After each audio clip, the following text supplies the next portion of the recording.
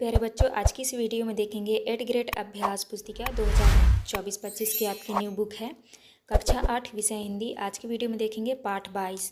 पाठ 22 में है गीता का मर्म। तो चलिए क्वेश्चन की ओर चलते हैं। पहला क्वेश्चन आता है आपका, अनंत पाल की क्या विशेषता थी? आपको उत्तर में करना है वे विद्वानों का आदर करते थे। दूसरे में निम्न में से शिक्षा प्राप्त करने का उद्देश्य रही है, तो आपको उत्तर में लिखना है मानव कल्याण। तीसरे में है पार्थ नाम किसका है? तो आपको उत्तर में लिखना है अर्जुन का। इसके बाद नेक्स्ट क्वेश्चन आता है आपका, चौथा में है आप व्यर्थ ही कष्ट कर रहे हैं, वाक्य में सर्वनाम है, तो आपको उत्तर में लिखना है आप। पाँचवें में है धनुधर शब्द का सही संधि विच्छेद है, तो आपको उत्तर में लिखना है डी नंबर धनुर प्लस धर। इसके बाद नेक्स्ट आता है आपका रिक्त स्थानों वाले प्रश्न। छठवें में आपको भरना है कृष्ण, सातवें में भरना है आपको 700, आठवें में भरना है आपको वाचाल, नौवीं में भरना है और 10वें में भरना है निषेधवाचक। आप इस तरह भर लीजिएगा। इसके बाद आता है आपका प्रश्न क्रमांक 11। 11 में है गीता का मर्म पाठ के अनुसार पंडित गवर्ड ने राजपाट लेने से इनकार क्यों कर दिया? आपको उत्तर में लिखना है पंडित ने कहा कि मैं एक पंडित हूँ, राजभोग अथवा आधे राज्य का लालच मेरे आत्म कल्याण के लिए उचित नहीं है। 12 में विद्वानों का आदर करने वाले आनंदपाल का व्यवहार क्यों बदल गया था? आपको उत्तर में करना है राज न देने और कुटिलता के कारण आनंदपाल का व्यवहार बदल गया। 13 में अर्जुन का धनुर्विद्या सीखने का उद्देश्य क्या था? आपको लिखना है न्याय की रक्षा और दुष्टों का दमन करने के लिए। इसके बाद आता है प्रश्न क्रमांक 14। 14 में भगवत गीता का उपदेश किसने किसको दिया था? आपको उत्तर में लिखना है भगवान श्री कृष्ण ने कुरुक्षेत्र के मैदान में अर्जुन को गीता का उपदेश दिया था।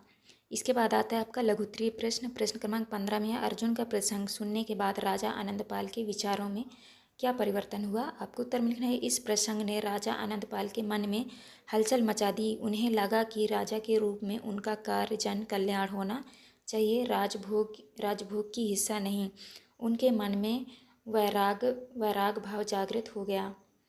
इसके बाद नेक्स्ट आता है आपका प्रश्न क्रमांक 16। 16 में महायोगी विशाख के अनुसार राजा आनंदपाल और पंडित गवर्ड ने गीता के मर्म को क्यों नहीं समझा था? आपको उत्तर में लिखना है क्योंकि गवर्ड यदि गीता का मर्म जानते भी तो वे इस प्रपंच में ना पढ़ते, और यदि राजा आनंदपाल गीता का मर्म जानते तो वे इसका अनादर करते। इसके बाद 17 में है यह कहानी हमें क्या सिखाती है? अपने शब्दों में लिखिए। आपको उत्तर में लिखना है यह कहानी हमें यह सिखाती है कि हमें अपने मन में लालच नहीं करना चाहिए और हमारा कार्य जन कल्याण होना चाहिए।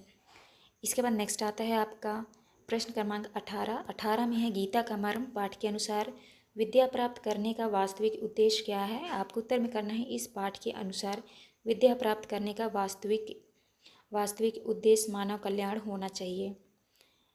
इसके बाद आता है आपका दीर्घोत्तरीय प्रश्न। प्रश्न क्रमांक 19 में है गीता का मर्म पाठ के अनुसार गीता का मर्म वास्तविक ज्ञान क्या है? उदाहरण सहित लिखिए। आपको उत्तर में करना है गीता का मर्म पाठ के अनुसार गीता कर्मक निम्न है।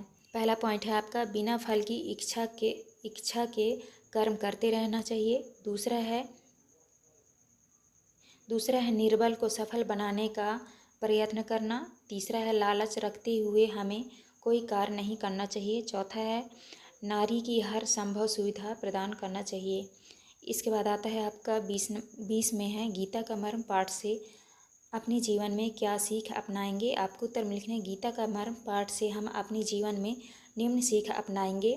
लालच नहीं करना चाहिए। दूसरा है जन कल्याण करना। तीसरा है वैरागी होना। तो आप इस तरह कर लीजिएगा। ये था लास्ट क्वेश्चन। यहाँ पे हमारी वीडियो कंप्लीट होती है। वीडियो अच्छी लगी तो प्लीज़ हमारे चैनल को लाइक एंड सब्सक्राइब करिएगा। मिलते हैं अब नेक्स्ट वीडियो।